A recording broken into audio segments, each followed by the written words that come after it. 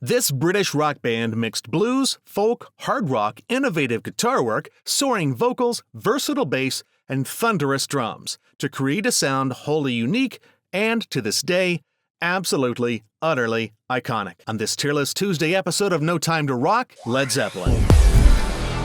So, full disclosure, I was 3 years old when the first Led Zeppelin album was released. And I never personally owned any Led Zeppelin albums until 1983. And it was Coda. I was really more into Rush and Scorpions and Judas Priest or weird keyboardy stuff like Vangelis, jazz fusion stuff like Weather Report and Pat Metheny. I liked the Zeppelin tunes I heard on my local rock station, 94 WAMX. But I hadn't really taken the dive just yet. But then you go to college, become friends with people who are cooler than you are. They make you sit down and listen to Zep 2 all the way through. Then you get it. Flash forward to 40 years later, and here I am presenting my tier list of Led Zeppelin albums based largely on my personal opinion, but also my impression of the legacy each has left behind. I'm not factoring sales into this, they all sold very well. I'm also not doing a Led Zeppelin history lesson either. If you need help with that, there's plenty of source material out there. I definitely recommend you read Hammer of the Gods. There's a Zeppelin documentary that's finally going to be released this year. So, in order of release, here we go. 1969's Led Zeppelin.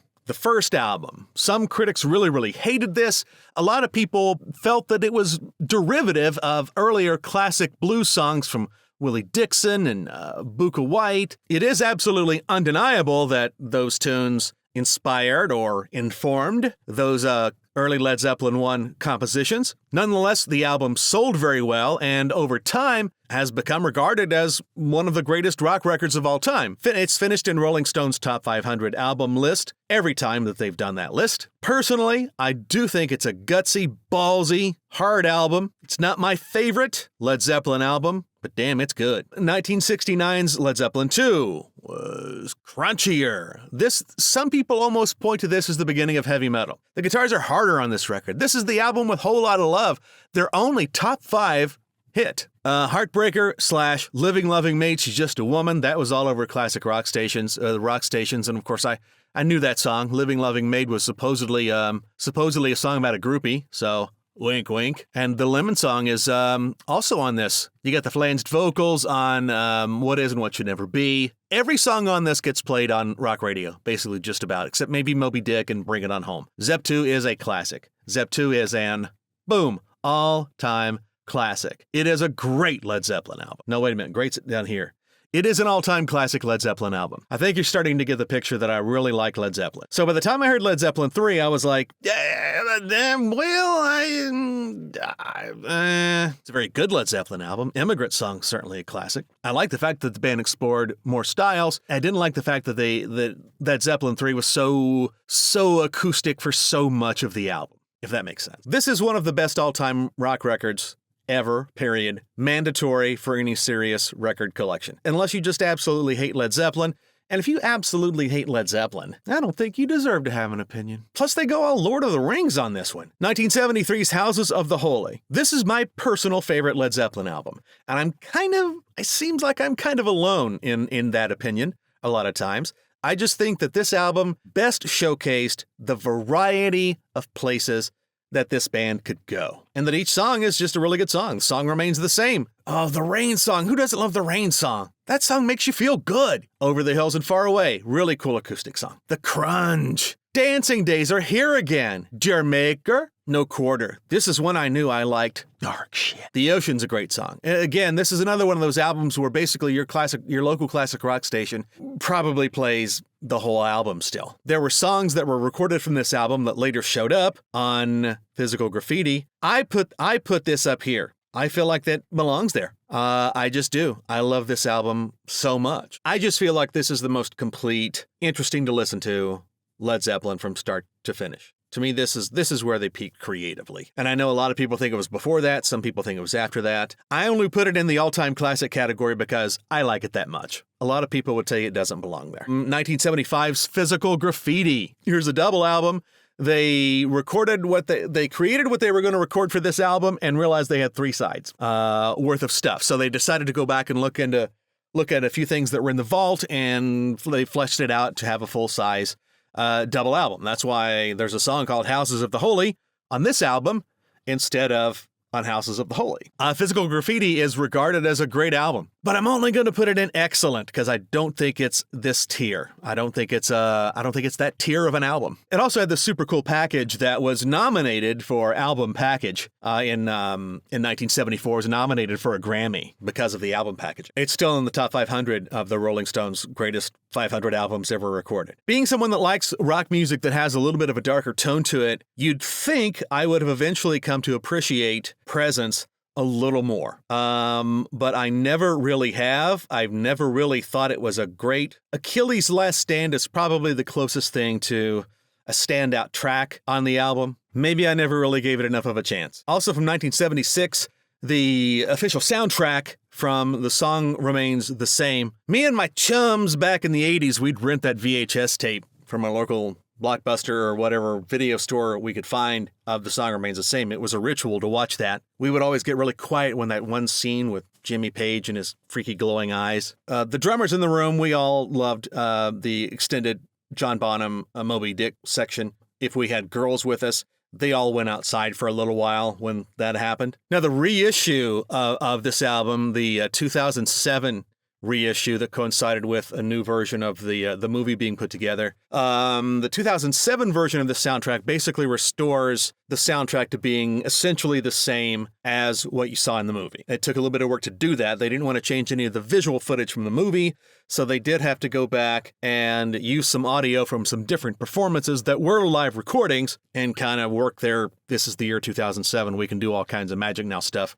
Magic to make that. So if you haven't listened to The Song Remains the Same or watched the video for quite some while, I'd recommend you check it out. It is very good. I'm never really one to put a live album in the all-time classic tier, but it's pretty cool. I would prefer watching the movie. 1979's In Through the Outdoor was a big commercial success for Led Zeppelin. Unfortunately, they would break up shortly after its release because of the untimely passing of John Bonham. In Through the Outdoor was a huge commercial success. All My Love was never released as a single, but it wound up getting a lot of airplay on top 40 stations. It was considered that good of a ballad. Fool in the Rain was a mid-chart top 40 hit. I think it maybe went to number 20 or something like that. It's a catchy song. To me, my issue with In Through the Outdoor is it sounds a little too, this is who we are, this is what we do, our songs are supposed to sound like this.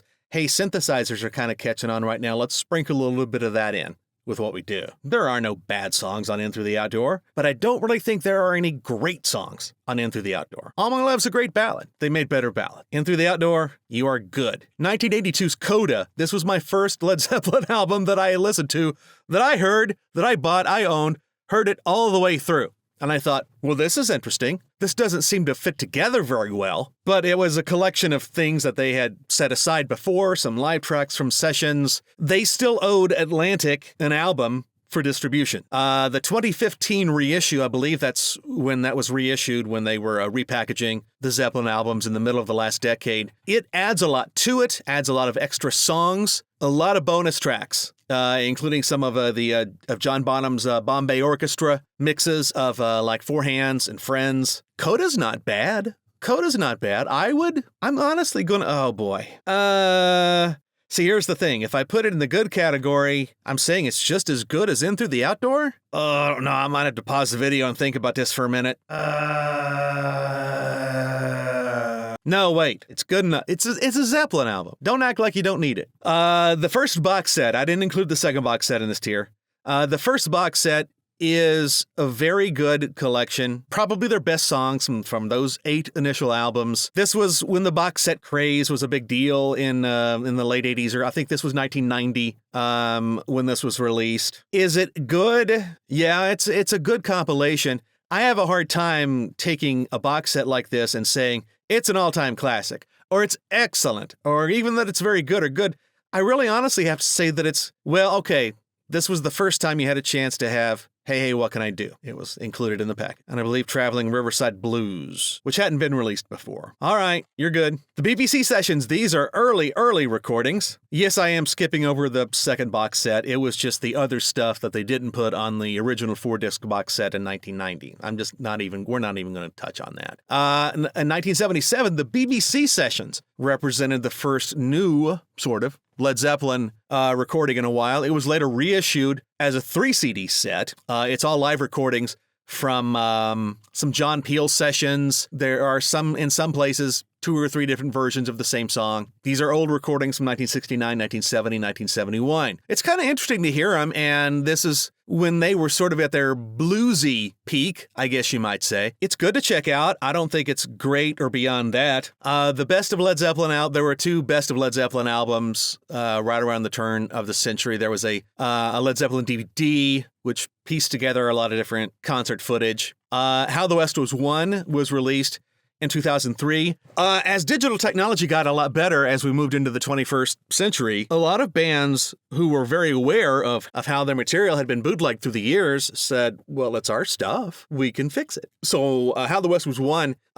is a few shows that were recorded in Los Angeles in the early 70s. And Jimmy Page said, I'm going to do some studio wizardry here. I'm not saying he re-recorded a bunch of stuff, but I'm just saying this was remastered from those bootlegs. How the West Was Won.